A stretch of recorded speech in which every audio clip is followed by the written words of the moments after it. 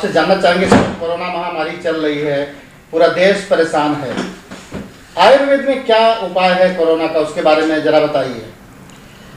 आपका बहुत सुंदर क्वेश्चन है। विश्व परेशान है, आयुर्वेद में इसका सही उपाय है, क्योंकि अगर हम इतिहास देखते हैं और जो कुछ भी अभी इस एपिडेमिक काल के अंदर में जो चीज़ें आई गई, कुछ तथ्य है कुछ अतथ्य है, तो उसमें एक बात तो फाइनल है कि ये सबसे ज़्यादा एयर बोर्न डिजीज़ है। यानी कि मैं खांसता हूँ, ये मैं स्प्लिट निकालता हूँ, उसमें सबसे ज़्यादा कोरोना होता है, क्योंकि हवा के मार्फत जो है अपने ये नाक के नोज़ल के द्वारा अंदर की त्वचा को, जिसको हम श्लेष्मा कहते हैं, म्यूकोजल मेम्ब्रेन कहते हैं, इसके अंदर वो जो है वायरस कोरोना के वो जाकर वहाँ पर सूजन करते हैं और फिर जो है वो साइनस में जाते हैं और नीचे गले की तरफ उतरते हैं। इसका शरीर में जाने के बाद में आपकी रोग प्रतिकार की शक्ति के हिसाब से मिनिमम 3 से 5 दिन के अंदर में वो एक्टिवेशन होता है। अब रोगी को जो है सिम्टम्स के बारे में पहले ये बताया गया था कि आपको ये बुखार आएगा, आपको सर दर्द होएगा, आपको नासा में से पानी निकलेगा, ऐसे बहुत सारी चीज़ें जो है वो बताई गई थी, उसमें मैं नहीं जाना चाहता हूँ। लेकिन जो पुराना इतिहास 1942-24 की उसकी जो इतिहास है वायरस की, तो मैमल से लेकर बर्ड्स और ह्यूमंस के अंदर में वो सबसे ज़्यादा रेस्पिरेशन सिस्टम्स को ख़राब करता है। तो वो वायरस जब आपके फेफड़े में पहुंच जाता है तो फेफड़ा जो है ख़राब होता है, जिसको हम upper respiratory infection syndrome RTI कहते हैं, URTI कहते हैं। तो ऐसी अवस्था में जब पेशेंट आता है तो रोगी को खांसी, बुखार, इसके साथ में जो है इसका ऑक्सीजन सिचुएशन थोड़ा सा डाउन हो जाता है। तो मैं एज ए प्रैक्टिस, जब से मैंने कोरोना आया उसके दूसरे दिन से इनकी अवेयरनेस के हिसाब से बहुत सारे वेबिनार किए, लोगों को अंदर जन जागृति के हिसाब में हमने किया।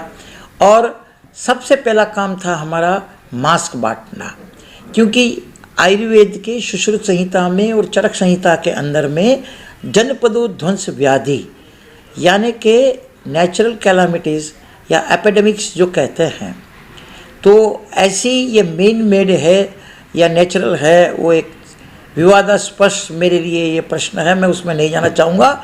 लेकिन वहाँ पर उन्होंने रोग जो है कैसे बढ़ता है, इनके लिए 3 आयाम लिखे हैं।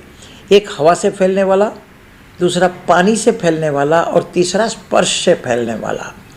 तो यहाँ पर जो हमने क्लिनिकल साइंस एंड सिम्टम्स में देखा, जो वैज्ञानिक पद्धति से हमको प्रिवेंशन के बारे में बताया जाता है कि मास्क पहने, डिस्टेंस रखें, ताकि आपकी ताकत के हिसाब से 3 फुट से 6 फुट ऊपर तक जो है, मतलब खांसी या ऐसा कुछ आप निकलते हैं तो जिनके स्वराव के द्वारा, फोर्स के द्वारा वो आपके शरीर में नाक के द्वारा अंदर जाता है।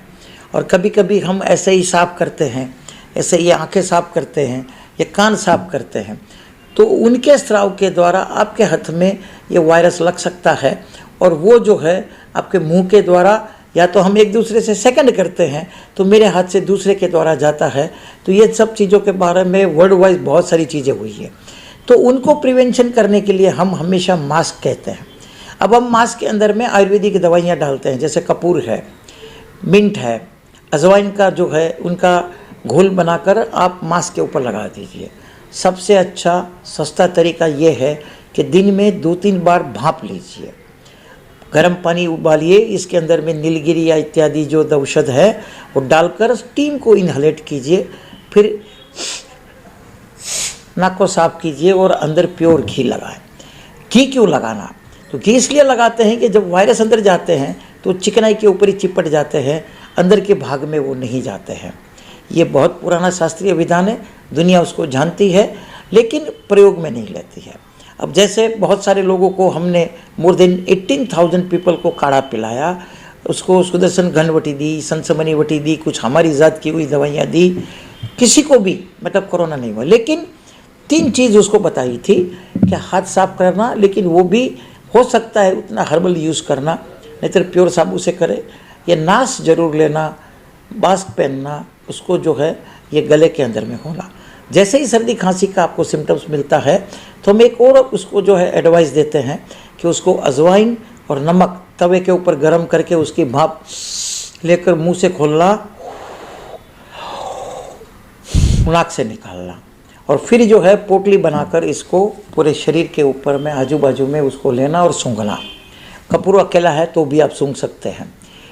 तीसरी एक चीज़ और है, प्याज, उसको फोड़िए, गर्म कीजिए और अजवाइन के जैसे ही आप यूज़ कर सकते हैं।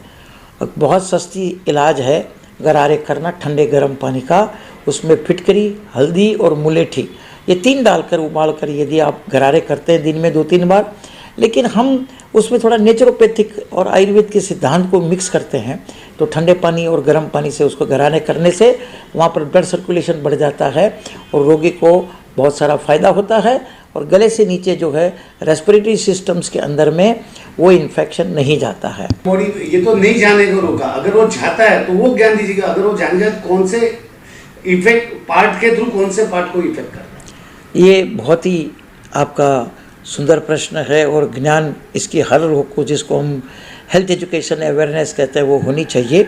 तो सबसे पहले जैसे हम बताया कि वो नाक में जाता है तो वहाँ पर राइनाइटिस होती है, नाक में सूजन होती है, फिर उसके बाद में जो है वहाँ से नाकमा से स्त्राव आता है, छींक आती है।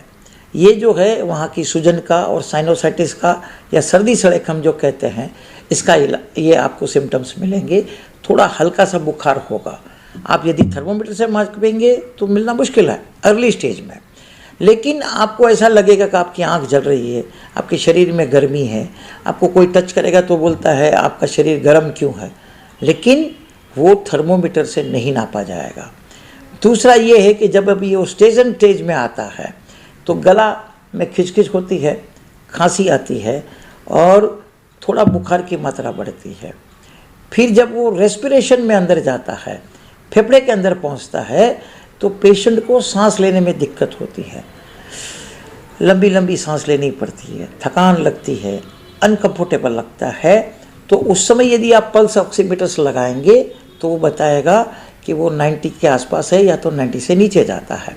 जब ये 90 के नीचे जाना लगे तो आपको इमीडिएट कहीं पर भी जो कोई भी कोरोना के गवर्नमेंट के या प्राइवेट सेक्टर है सेंटर से वहाँ पहुँच जाना चाहिए।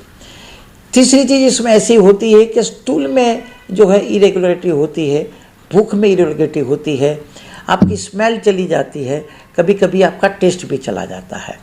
बट ये है कि एक समूह है, इसको सिंड्रोम कहते हैं। यही एक प्रत्यात्मक लिंग जो कहते हैं कि भाई बुखार आया तो शरीर गर्म होना चाहिए, टेम्परेचर आना चाहिए। ऐसा कोरोना सिंड्रोम्स के अंदर में कोई ऐसे 1-2 सिम्टम्स ही सब में मिल जाए ऐसा नहीं है। इन समूहों को आपको ध्यान में रखना चाहिए और उस समय जो कुछ भी आपके सिम्टम्स है वो आप अपना जो कुछ भी आपके ज्ञान है आपके, मैं तो यही कहूँगा कोई भी रोगी जो है सेल्फ मेडिकेशन न करे। जो पद्धति में आपको विश्वास है उनके डॉक्टर के मिलकर उनकी सलाह के अनुसार ही यदि आप करेंगे तो बहुत फ़ायदा होता है।